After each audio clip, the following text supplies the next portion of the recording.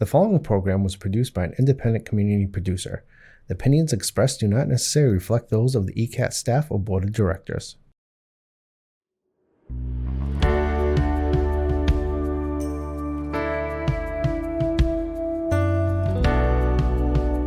Giving a voice to the voiceless, pulling stories out of the shadows and putting them under the spotlight, making sure that each person is valued and cared for.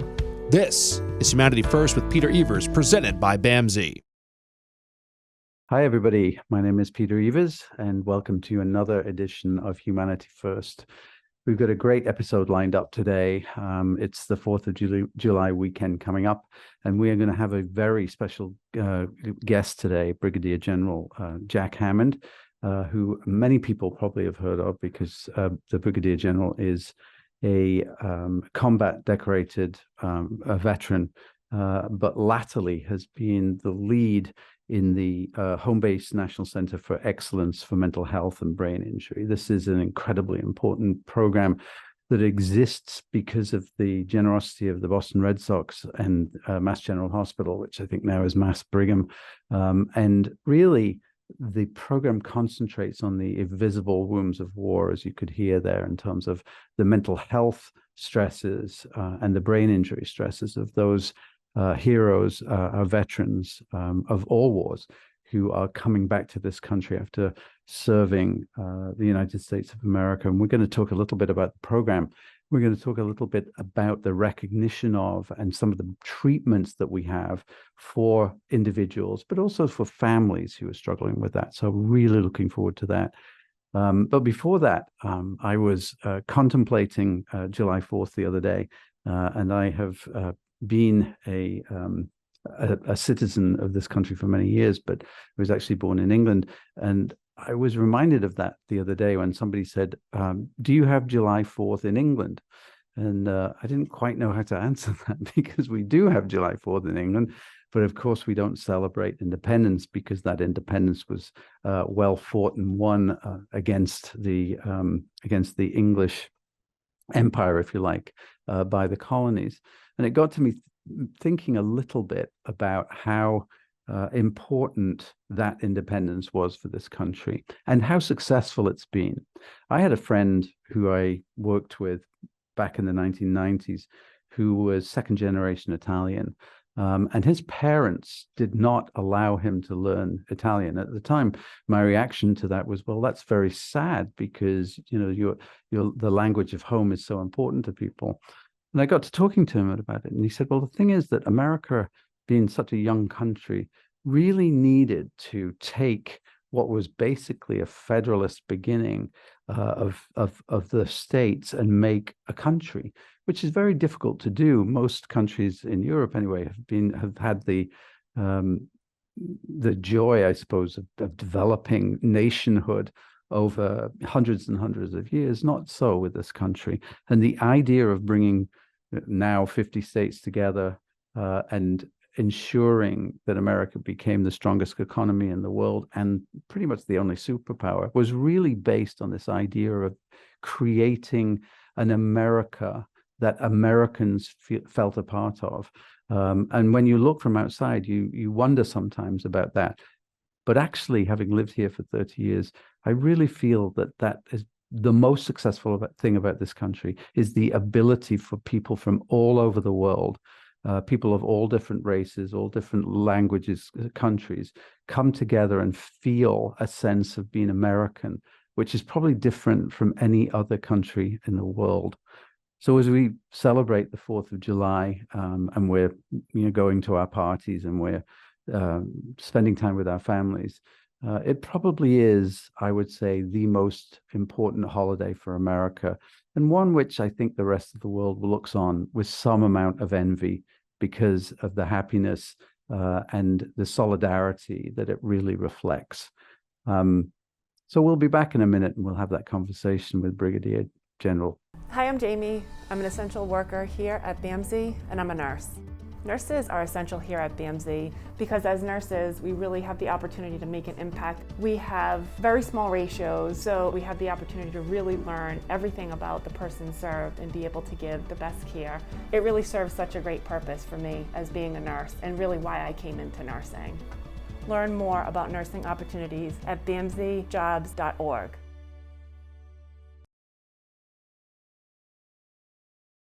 You know, most people, when they drive down the road and they see a car on the shoulder of the road, they don't think about it. But for us veterans, we drive down the road, we see that car, it takes you back to Fallujah. For example, me, it takes me back to the car that hit my truck and exploded and kills my Marines.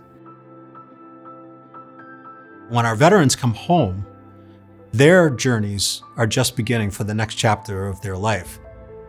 And for many of those veterans, they're facing greater battles than they've ever faced on the battlefield.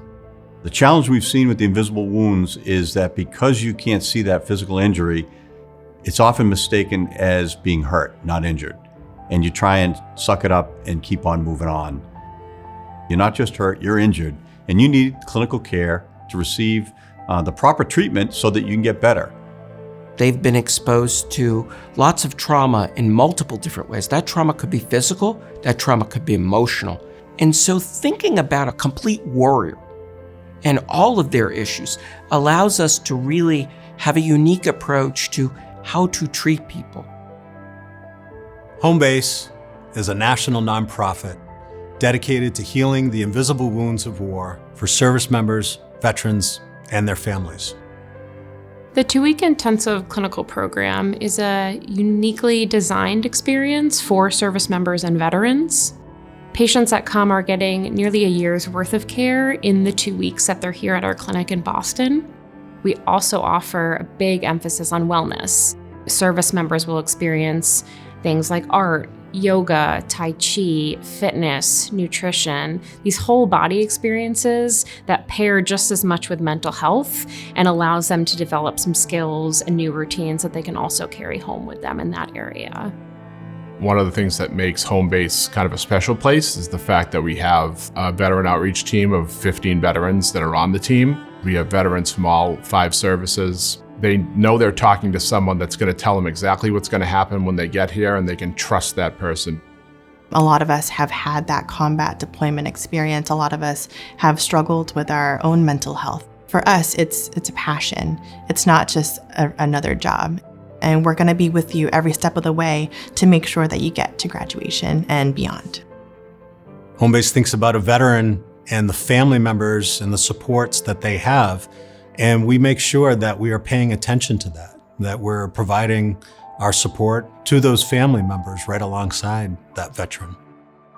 We truly believe that we need to reach every veteran of every service, no matter where they are. Those communities include communities of color, our Native American veteran communities, and very rural communities in which veterans just have very little access to the care that they need. At Home Base, we have a program for families of the fallen, where people who have loved ones that have died by suicide in the military are able to come and connect with each other and move through recovery, through grief, through trauma. At the request of the Special Operations community, we created an intensive 4-day program for comprehensive brain health and treatment, very specific to the injury sustained by our special operators. You're getting some of the best care that can be offered anywhere in the world. And we do all of that at no cost. It is never too late to get help. We serve veterans of all eras and of all discharge statuses. We have people who are dealing with 40, 50 years of trauma, some of whom have never even had the opportunity to seek mental health care. As someone who has not only led troops in combat, but also required the clinical assistance for post-traumatic stress back when I was younger, don't remain silent and try and live with those injuries. Get the care you need, and you'll be far more ready to perform your mission. The outcomes we've had for veterans and Special Forces members have been extraordinary. We believe that people who stick to the program, and the vast majority can do it, who are part of it and engage, really can transform their lives. We're here with you every step of the way. And we're here to connect you with the resources you need beyond home base to make sure for the rest of your life you're connected to some type of care. And this is the care that you have earned through your service. This is the care that will help you reclaim your life.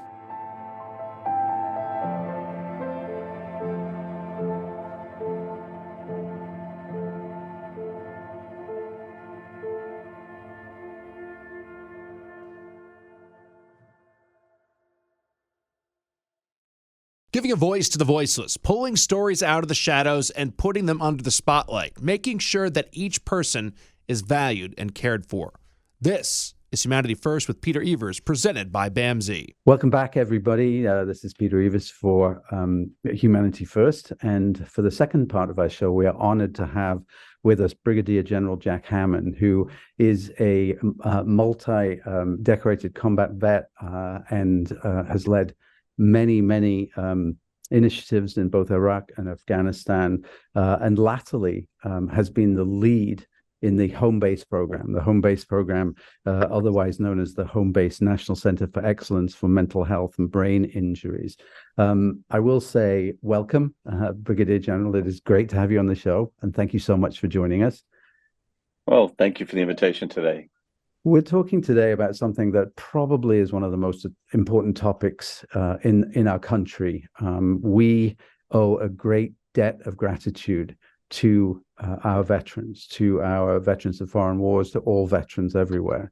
It is an enormous sacrifice to decide that you're going to support your country, defend your country. And I believe that a country should be judged by the way that it treats its veterans. And I'm, glad to say that this country has a great tradition of doing that over the years. But home base is a very particular program. And it's interesting. My grandfather, beg your pardon, fought in the First World War. There aren't many people who could say that now, but he was actually a member of the British Expeditionary Force that was in the trenches at Ypres. And I had the benefit of interviewing him when he was a kid before he died. And he told me about those experiences fighting the Germans for over a year and coming home with what he called at the time shell shock. It took him many years to get over that. He self-medicated with alcohol and struggled mightily with relationships over his life. In that time, he became an advocate as well for what should be done. This was, of course, in Britain for returning troops. And home base is unique, isn't it? Because it really does look at those invisible wounds of war, which I think we've ignored for so many years. And of course, we're talking about mental health and substance use disorder. Brigadier General, maybe you could speak by saying how this happened. How did this alliance come about between the Boston Red Sox and Mass General? Yeah, so that's a great story, and I'm sure your conversations with your grandfather were very impactful for you. Absolutely. When you really put it into perspective, number one, they really didn't diagnose this as an injury until the mid-1980s. So when your grandfather went through this, it was everything from battle fatigue to shell shock to soldier's heart. They had all these different euphemisms for it. Everybody could see what was going on, but nobody knew what to do. It didn't really have a clinical diagnosis. So if you can't define it, you really can't treat it. And a million and one ways to kind of get after it, that most of which were counterproductive in many ways. And so that's pretty remarkable you got to have those conversations, because as we all know, the World War I seems to be a fixture in history today, more than 100 years old, so almost ancient history. Yeah. But when you think about World War I and World War II, 80 million people died during those two wars, which is just a stunning number. Here in the U.S., I think in World War II we lost about 500,000 people. In the UK, did far worse in both world wars, and you lost back to back 2 generations of young men, on top of all the civilians that were killed with bombings, et cetera. But back-to-back successive generations of young men, and family lineages were wiped out. because they lost all, adult, families lost all their children, and their families ceased to exist after that. Anyway, there was all sorts of things associated with it, but the trauma that was passed on was it was kind of hidden, and that lends to the invisible part of the wound. Nobody can see it, nobody else can feel it. They just see an odd behavior, and back then, odd behaviors weren't good. And frankly, if you kept moving on throughout history, even as most recent as Operation Desert Storm in 1990, still not a lot on that. And as we entered the war in 2001, 2002, 2003 in Iraq and Afghanistan, when it came to post-traumatic stress disorder, there wasn't a lot of buy-in on that. And, for somebody to tell you they weren't feeling it while you're overseas after a particularly rough mission, the kind of response was none of us are. You just get to it, get back to it. And so, if you don't know anything, you don't do anything, and you can't respond to it. Same with traumatic brain injury, which is one of the other invisible wounds.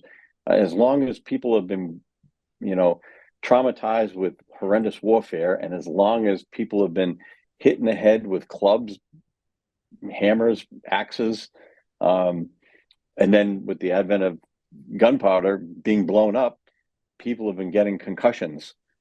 But nobody's been drawing the correlation to the long-term injury and impact of any of these injuries until this war. And that's kind of what started to set the stage for this. Interestingly enough, the birth of home base did not rest with Mass General Hospital. It rests with the Boston Red Sox.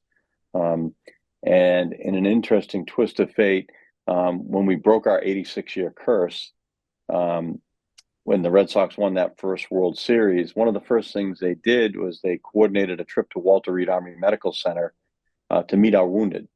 And they did that after the postseason visit to the White House for championship team. And obviously a pretty big deal. Huge. And so they met with the troops, they signed some autographs, they took pictures with the trophies. And then the following season, when they had the opener in the ring ceremony at Fenway Park, they flew up some of the veterans from Walter Reed to participate in it because they made a connection. And that really started the chain of events. Flash forward, 2007, another World Series victory. We didn't have to wait 86 years. Everybody's happy. They go to the White House in 2008, in the spring of 2008, as they normally do. And this time they it wasn't even a question. They were going to Walter Reed. And so they did. And they loaded everybody up. They went over to Walter Reed. The 1 hour visit ended up lasting 5 hours. Pretty remarkable stuff. And it was the height of the surge in Iraq and Afghanistan. We had the most catastrophically injured young men and women there that were blown up, hurt, injured in many, many ways.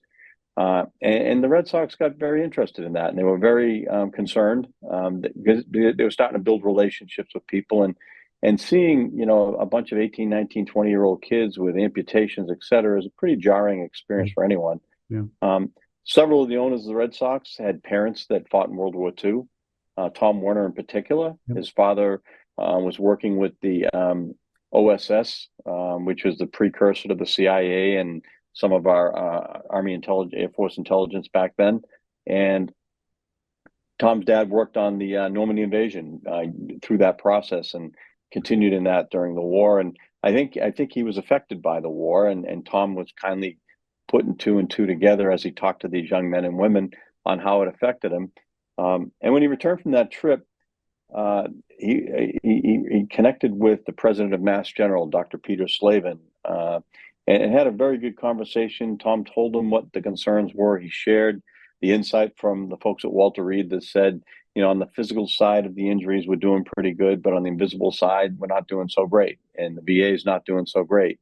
So if there's anything you can do to help, that'd be wonderful. And Peter, as the president of Mass General, had the #1 department of psychiatry in America, largest and best, Harvard-based.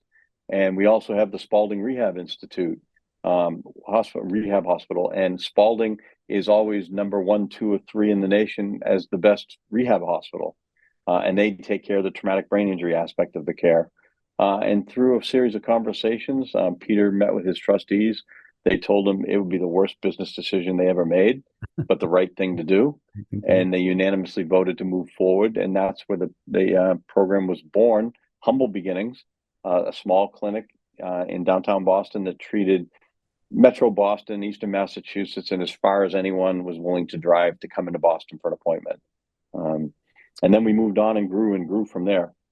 Yeah, I think one of the things that really strikes me as impressive, I'm a clinician myself, an independent social worker, and one of the things that is most difficult with people who have served is this traditional thought of anything brain related is sort of suck it up, don't talk about it. This is a sign of weakness. You won't be considered for another tour or something like that. This sort of tradition of independence, this tradition of being able to manage those things. And that, when I was learning about this, is the secret ingredient of the work of clinicians who work with veterans with trauma. And that seems to be something that when you train at home base and when you offer those services, you really pay a great deal of attention to how do you break those barriers of people who have been taught for years and years and years not to talk about something which is destroying them. Well, as you know, PTS is an injury of avoidance. And a lot of times people will talk about the fact that their grandfathers, uncles, fathers, brothers, mothers never spoke about the war and never really talked about it. And what I try and share with people now is the reality of that comment. Why would they? What perspective would you have on that environment that they lived in? And frankly, all too often, me included, we've made the mistake and let down our guard a little bit and kind of opened up a little bit about what went on overseas with some friends. And it's usually after you've had a couple of beers and, you're talking and someone will just ask you, and, we have a little bit of a gallows humor about some of it. It's a little dark and, you'll share some bad experiences very quickly. And then you realize everybody in the room stopped talking and their mouths are still open, looking in disbelief, and you realize you've overshared. Because they really don't have a perspective to kind of have that conversation. And so that's really one of the reasons it's not talked about. Who would want to relive the worst experience of their life if that in case, happened to be it? And there's a lot of wonderful experiences you have over there where people do amazing things and rise to the occasion. And you try and focus on those. When it comes to the bad ones, when you've lost friends or you've seen some horrible things, why nobody really likes to talk about car accidents or train wrecks when they were involved and there was mayhem. And so it's just not something you want to talk about. And so the challenge we face on the clinical side of this is we've ingrained into our warriors that you have to keep going. There is, and so there's a clear delineation when you get hurt. And we ask people, are you hurt or are you injured? And if you're hurt, you need to suck it up and you need to move on because you need to continue with the mission. If you don't, you're going to place others at risk, or somebody else will have to go out tomorrow and do your job for you, and they may get hurt, and that's on you then. But if you're injured, that's different. You require medical attention, and we call it a medevac. If you're hurt, you just soldier on. And so the problem is, because it isn't a physical injury, they believe they should be able to soldier on. Because we've had so many people that were blown up with roadside bombs that didn't make it or were catastrophically injured and lost limbs. If you got hit with a roadside bomb and walked away, you high-fived. You're still in one piece. You survived, something pretty dreadful. And so when they returned home, and there are all these stories of these amazing warriors that are double, triple amputees that have, we're trying to help them and we're trying to get them the care they need. They don't want to try and take any resources from those guys. They want to, they're just so grateful that they came home with all their pieces and parts that they're just happy about that. And they want to put it behind them. And so we have to kind of have a re-education that in some cases you can bounce back pretty quick. And your mind and your body are fairly resilient. And maybe, based on your circumstances, and there's about a million factors that contribute to this. Did you have childhood trauma? Is this trauma upon trauma upon trauma? Did you have generational trauma? And there's certain cultures that have already been traumatized before they even went into the military. And then when you came home, did you come home to a happy, loving family and a whole network of care and support? Or did you come back and you were on your own and you were kind of left to your own devices? And so there's so many different variables. But at the end of the day, if you've been home for 3 to 6 months and you're not 100% back to you, then you need clinical help. And at this point, it went from being what you thought was a sprained ankle to probably a fractured ankle. If it's a sprain, you stay off it, you ice it, you slowly come back. And then, in a short period of time, you should be back to yourself. If you fracture it, it stays fractured. Yeah. Until you get it corrected, and it requires a medical clinical intervention. And that's where we kind of come in to work with folks. And over the past decade, one of our most important tasks has been to help destigmatize the care and really bring it back to what it is. It's just another injury that you received on the battlefield. PTS, post-traumatic stress, is just the body's normal reaction to being placed in an abnormal situation. You're not supposed to be put into a position where you're getting shot at every day, or people are trying to kill you every day in a range of ways. And if you do that for a year, where every night when you go to sleep, there's a pretty good chance your base is going to get shelled, and then it's just a matter of luck. It hits you, it doesn't hit you. There's nothing you can really do to defend against it. Or you're on a base and the insider threat from the Iraqi army or the Afghan army that's serving with you, one of them turns on you and shoots you in the mess hall, or detonates a suicide vest. And so you have this, no matter whether you're on base, off base, this sense of hypervigilance that is just permeates every aspect of your life for a year. It's tough to bring that back down. And then if you did sustain some trauma, or you did sustain a concussive event or injury from an explosion or a collision, you might have a little more care required. Because again, if it doesn't all pop back together relatively quickly, then it requires an intervention. You know what I love about that is this sort of normalization in a very abnormal situation of what to expect for an individual. And I think there's real parallels with the civilian world around that. I mean, I think a lot of people who struggle with PTS and depression in society don't speak up about it because they think, well, I should be able to deal with this, and other people have it worse than I do. But the idea, as you're talking to me, is so great, is you're saying, listen, this is a very normal experience for you to have. It's not that you're abnormal in any way. And by the way, the interventions that we have are more successful than most medical interventions. And I think that, when you think about that individual who might not see any hope, who may be just absolutely lost, begins to see a pathway to recovery. And I would imagine that is really the basis of the treatment that you're providing for people. Well, the absence of hope leads to the epidemic of suicide. And since September 11th, 2001, we have lost 150,000 veterans to suicide. So if that's not an epidemic, I'm not sure what is. We still lose arguably 20 to 40 every single day of the week. And to put it in perspective, during 20 years of war, we lost 7,070 men and women to combat. From that same cohort group of 3 million warriors that the U.S. sent to Afghanistan and Iraq, we've lost 30,000 to suicide. Almost 5 times the number of folks died by suicide than died in the actual ground combat. And so with that in mind, we know, number one, it is a very complex injury. There is an epidemic of it. We don't have a solution, a very well-placed solution. And so what that really did was provide us with an opportunity to reimagine what is needed and implement new and innovative solutions, which is frankly what we did. And we have a game-changing, and so first and foremost, the number one challenge we have in delivering care for folks with PTSD in particular is the fact that most clinicians don't have the clinical training for this specific injury.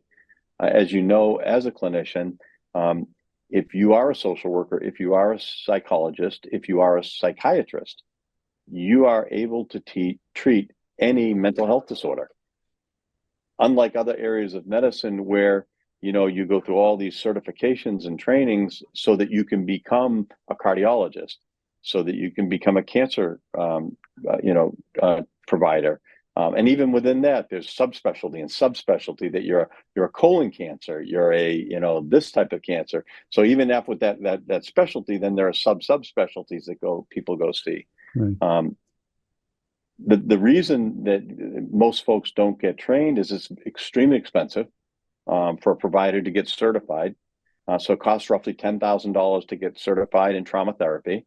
And then there's no way to be reimbursed for that. And so there's no incentive, because once you're certified, you don't get paid any more than if you don't. And so too often, our clinical providers are a jack of all trades, treating everything almost like just a straight general practitioner, which in many cases is fine. But when you have those complex injuries, and I would argue that it falls into the complex injury like cancer, when 150,000 people die from it, it goes into the complex realm. And if you don't have the training and tools to deal with a complex injury, sometimes you do more harm than good, because the veteran doesn't know any of that. Yeah. They assume that if they go see a mental health provider, they are well qualified to treat this injury, no matter what it is. Right. And they're doing their best. There's no slight on those folks. They're doing the best they can in an area of medicine that doesn't get reimbursed well and doesn't get a lot of attention and support and resources. And so what happens is these men and women leave therapy no better, and then they feel like they're untreatable. And that's when they start to lose hope. Because more often than not, we've had so many people come to the program that said, I've already tried therapy a couple times, it doesn't work on me. Yeah. And it's not that didn't work, and it's not really a reflection on the person that delivered the care. They didn't have the tools in the tool bag. Yeah. They didn't have that advanced training on how to deal with this very, very complex injury that is so sorted. And I'll give you an example of one that's just horrific that we deal with, is the surviving family members of suicide. Mm-hmm. We've had spouses who've witnessed a gun-inflicted suicide, gun to the chin, of their husband at the kitchen table in front of the family. I don't know how it could be any more horrific. No. And so there's anger on her part. Mm-hmm. There is sadness. Mm-hmm. There's grief. And I'm so furious that you did that in front of the kids. Mm-hmm. I hate you for that. Mm-hmm. And then you're the person I married and I love most in the world. I'm grieving you. Mm-hmm. You chose death over me and the kids. I'm back to mad again. Mm-hmm. And it's such a tangled mess of stuff. They need somebody with advanced training to sort all of that out. And so what we've been able to do at home base is leverage the faculty of Harvard Medical School, Massachusetts General Hospital, Spaulding Rehab, the Massachusetts Eye and Ear Institute, and other elements of the Mass General Brigham system to bring to bear some of the best resources in the world to this problem under one roof. Yeah. And our first really game-changing transformation, other than making sure that all the care is provided, is evidence-based care delivered by certified providers, right? So that's step one, is have people that are fully qualified to deal with these complex injuries. We've done that since the inception. We created a 14-day clinical program that compresses roughly 2 years of therapy into 2 weeks. And for those who aren't familiar with mental health and trying to get into everything and get too complicated, I would say most people have done physical therapy for shoulder, knee, or elbow. It's not too indifferent than mental health care. You go see a provider, you get your therapy once a week. In this case, the physical therapy, they twist your arm, work on your shoulder, et cetera, for about an hour.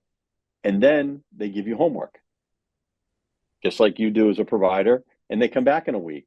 And then they come in and they lie about the fact that they did it all, because nobody does it all, Nope. Physical therapy or mental health therapy. Nope. And then you work with them some more, and then they come back in another week. And over a 10 or 12 week period, you start making some pretty good headway, and you move forward. On the physical therapy side, imagine, if you will, if you went to Gillette Stadium, you got a hotel room at Patriot Place, and you worked with the New England Patriots sports medicine team from 8 in the morning to 8 at night, doing massage therapy, stretching therapy, cryogenic therapy, the dark tank water, everything in the world, 8 hours a day for 14 days. Would they get better faster than once a week for 14 weeks for an hour? Mm-hmm. That's what we've done. We've marshaled all of the best resources we could in this 2-week period. And so they will get a year's worth of group therapy, roughly 50 sessions. They'll get the individual, a full compilation of prolonged exposure therapy, which is about 12 sessions, individual sessions. They'll get a full 6-week mind-body medicine program developed by the Benson Henry Institute for Mind-Body Medicine at Mass General, who've been running programs related to cardiac care and cancer care in support of the therapies in place for more than 25 years. And so that's another supportive piece. We'll do art therapy, music therapy. And then to top it all off, there's a cohort group of 12 people that meet, are together, and go through this whole process for 14 days together. And they now become an active peer support group that they have at their disposal for the rest of their lives. Wow. So fairly remarkable. The folks that go through this go from being having a significantly high level of PTSD to just above a diagnosable level in 2 weeks. There's still more work to be done, but they go from basically non-functioning to functioning in 2 weeks. And then we work a long-term strategy with them, and we work a lot of skills building while they're there, so that when these triggering events approach them, they know how to respond to them in a healthy way and move past them. The best description I got from one of the providers was, for a lot of these men and women, it's like you're at the ocean with high waves, and you turn your back to the ocean, and every now and then one of those big waves just wipes you out, right? Because you didn't see it coming. Yeah. But when we train them and work with them and give them the education, now they're facing the waves. And when they see that big wave coming, they dig in, bend their knees, and lean into it, and they're fine. You know what I mean? Because they're prepared for it. Yeah. And so with those skills, they know that anniversary that triggered them is coming. Yeah. And they may go for an extra session with their clinician to help them a little bit more and prepare them, or after it to just kind of recover from it. But they know it's coming, and they know the science behind what's happening to them. There's nothing broken about them. They've been injured, but it's just like if you have a bad knee or hip, every now and then it flares up. You just got to go back and get a little more treatment, and then okay, I'm good again. Yeah, I mean, it's truly revolutionary if you think about it. It is applying so many well-known principles in medicine to the idea of the brain and diseases of the brain. It is life-changing, and so many of our those who serve and our veterans need this treatment. Brigadier General, we're running out of time, but just in terms of the future, I mean, do you see home base expanding? I know you're in Florida at the moment, right? And with the program in Florida, but are there sports teams, are there hospitals around the country who are going to be taking on this? Because those who served are everywhere. Yes, that's a great question. So one of the things we do now, we've grown over the past 13 years. We have national programs like our 2-week program. We've seen veterans from all 50 states and 13 countries, and we fly them in at no cost. Wow. So we see the most injured veterans, 2 cohort groups every 2 weeks. So 24 veterans every 2 weeks from around the country are flown to Boston for this highest level of care. We created a specialized program at the request of SEAL Team 6 several years ago for traumatic brain injury and polytrauma. Through that program, we now see the most injured special operations team members, Navy SEALs, Green Berets, Rangers, et cetera. We took that 14-day program, modified it slightly to treat the families of our fallen. And this subgroup is the surviving family members of suicide.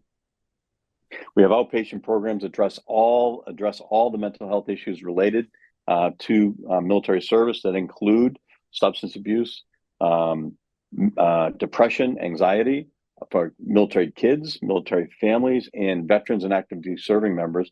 And more recently, what we've been doing, in addition to seeing, so we have this great opportunity to treat the most injured people, no matter where they live in the world. We fly them in, so we cover that.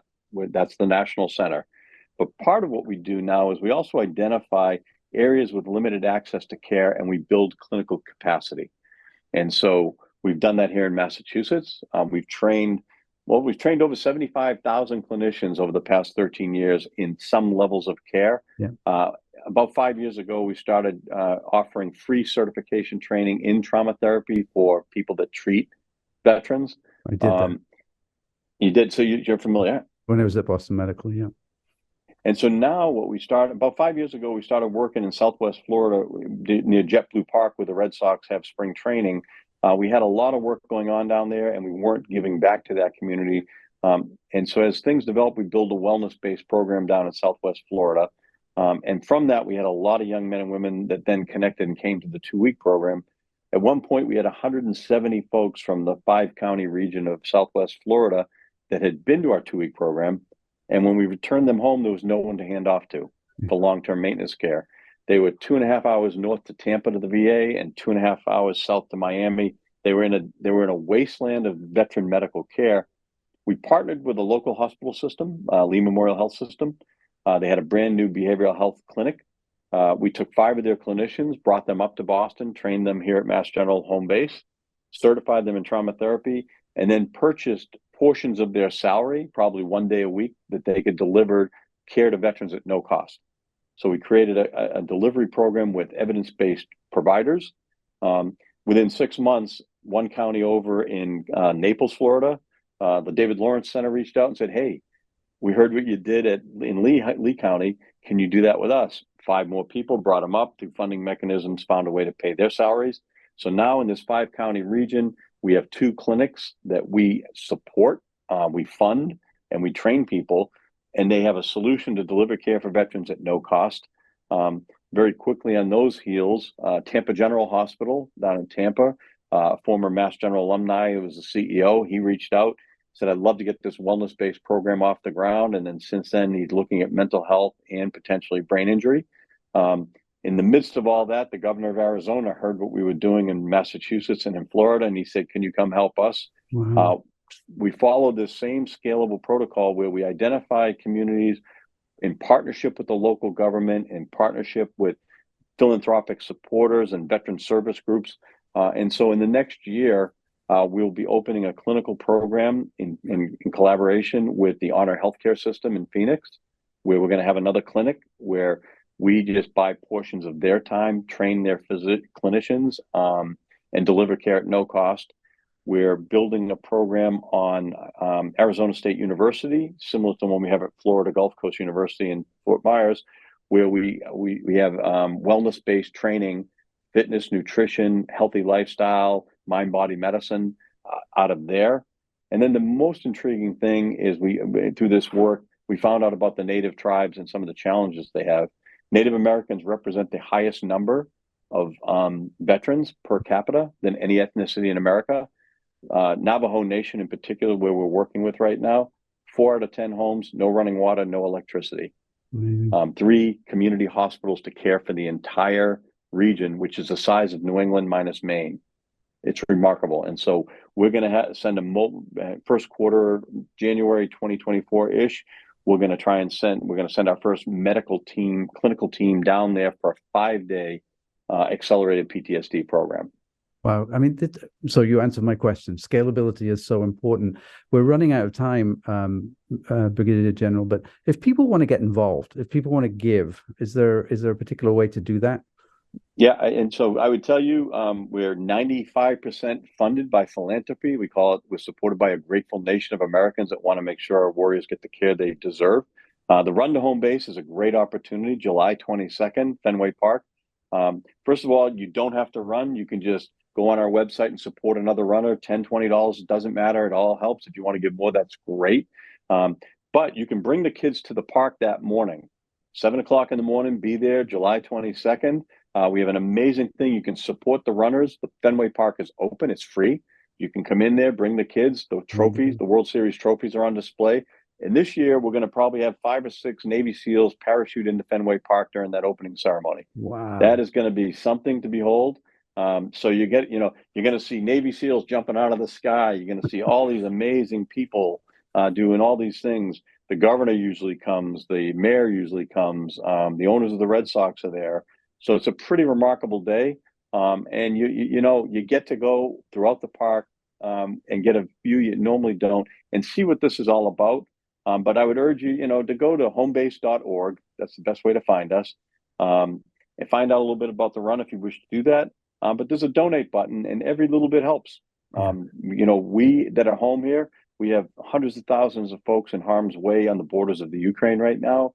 We have them still in Syria fighting ISIS. All these things still continue, and they need that healthcare. So thank you to all of them in advance for your support. Yeah, absolutely. And there is no more honorable cause, I am sure. Brigadier General Jack Hammond, thank you so much for joining us today. It's been an absolute pleasure. Thank you, sir. Thanks. Bye-bye, everyone.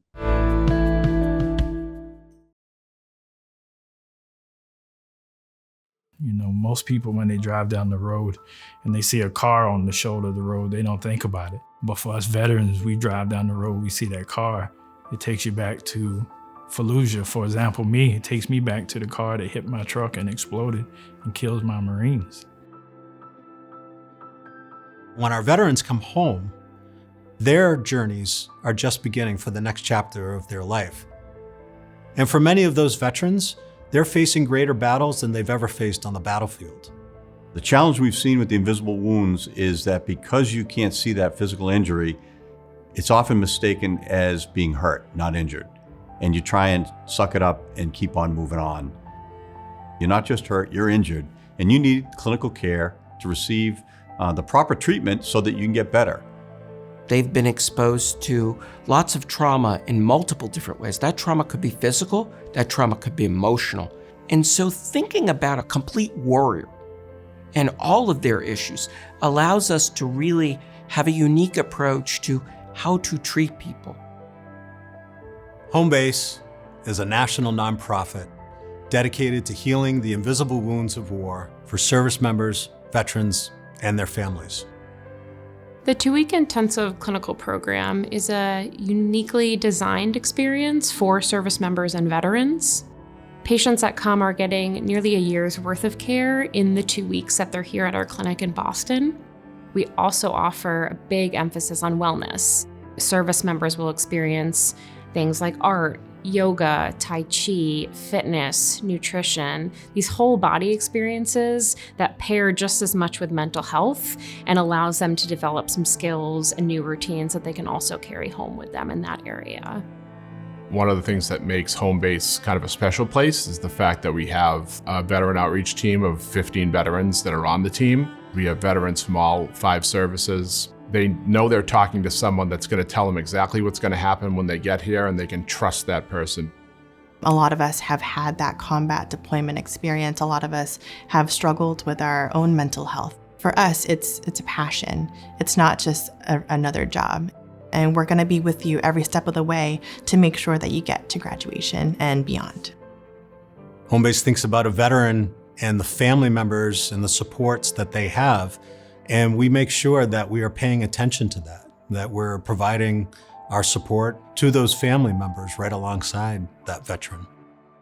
We truly believe that we need to reach every veteran of every service, no matter where they are. Those communities include communities of color, our Native American veteran communities, and very rural communities in which veterans just have very little access to the care that they need. At Homebase, we have a program for families of the fallen, where people who have loved ones that have died by suicide in the military are able to come and connect with each other and move through recovery, through grief, through trauma. At the request of the Special Operations community, we created an intensive 4-day program for comprehensive brain health and treatment, very specific to the injury sustained by our special operators. You're getting some of the best care that can be offered anywhere in the world. And we do all of that at no cost. It is never too late to get help. We serve veterans of all eras and of all discharge statuses. We have people who are dealing with 40, 50 years of trauma, some of whom have never even had the opportunity to seek mental health care. As someone who has not only led troops in combat, but also required the clinical assistance for post-traumatic stress back when I was younger, don't remain silent and try and live with those injuries. Get the care you need, and you'll be far more ready to perform your mission. The outcomes we've had for veterans and Special Forces members have been extraordinary. We believe that people who stick to the program, and the vast majority can do it, who are part of it and engage, really can transform their lives.